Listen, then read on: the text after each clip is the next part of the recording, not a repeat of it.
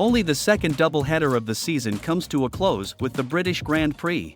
It's a home race for many of the teams and means high hopes to put on a show in front of a big crowd. So here are some of the main talking points ahead of the race weekend at Silverstone. Mercedes bringing another upgrade.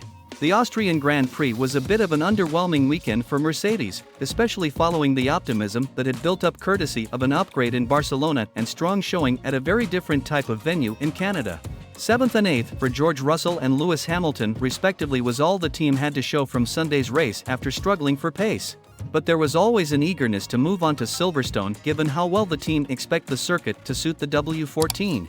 Even just in its current form, Mercedes would have been expecting to be stronger than in Austria, but Toto Wolff says there will be an upgrade and some fresh ideas being implemented by the team at Silverstone. The team principal is insistent that Mercedes can close the gap and win races this year, and says they won't be giving up on that pursuit, having been closer to Max Verstappen in Canada than at any other race. With 3 practice sessions to try and set the car up and find its sweet spot, Wolff is confident they will be closer to their own maximum potential come Sunday, but a lot of how close to Red Bull that is will depend on how the upgrades perform. Can Ferrari remain a threat?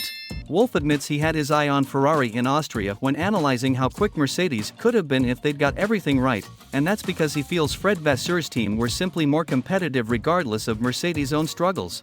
Best of the rest has been the minimum target for a number of big teams this season given the advantage held by Red Bull, and heading to Silverstone, Ferrari will be aiming to maintain the position they had in Austria.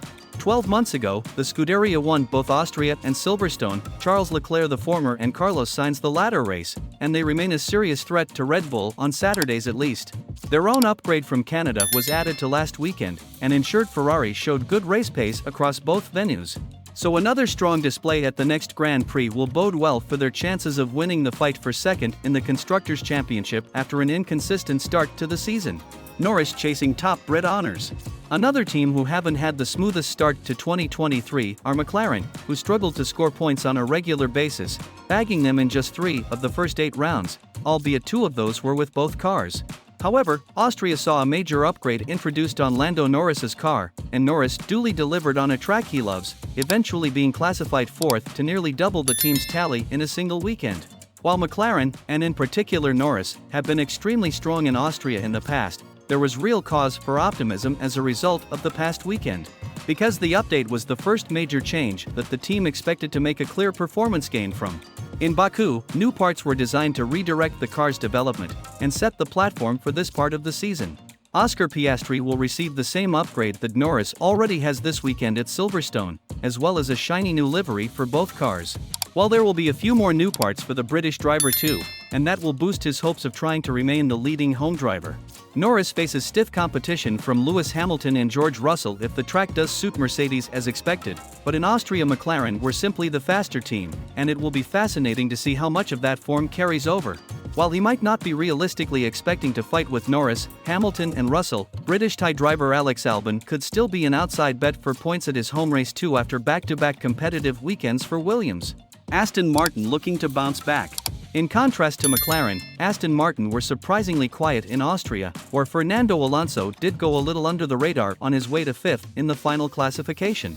Alonso was 6th on the road and closing on Norris late on, before benefiting from a track limits penalty for Carlos Sainz. But neither Alonso nor Lance Stroll had the pace to really fight with Ferrari or Red Bull, having been the second quickest team at a number of circuits this season.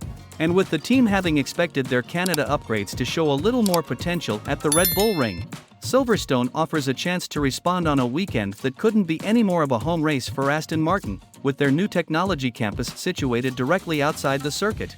Barcelona wasn't their strongest venue though, and its similarities with Silverstone might not bode well, but will some more knowledge of how the updated car behaves help keep them in the fight for the podium come Sunday? A huge crowd at a driver's favorite circuit. Whether a team is having a strong weekend or a tough race, there's no doubt they will still have plenty of support from one of the biggest and most passionate crowds of the season.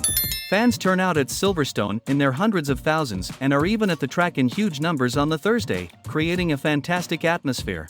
It's one that the drivers feed off, and only adds to the anticipation for a weekend on a circuit that also regularly gets the thumbs up from those behind the wheel. The high-speed changes of direction through Maggots and Beckett's, plus the likes of Abbey and Copse, all give the drivers the opportunity to really push a Formula One car to its performance limits. Plus there are plenty of sections that encourage close racing, as we saw a year ago when Hamilton fought with Leclerc and Sergio Perez through the final corner, much to the home crowd's delight.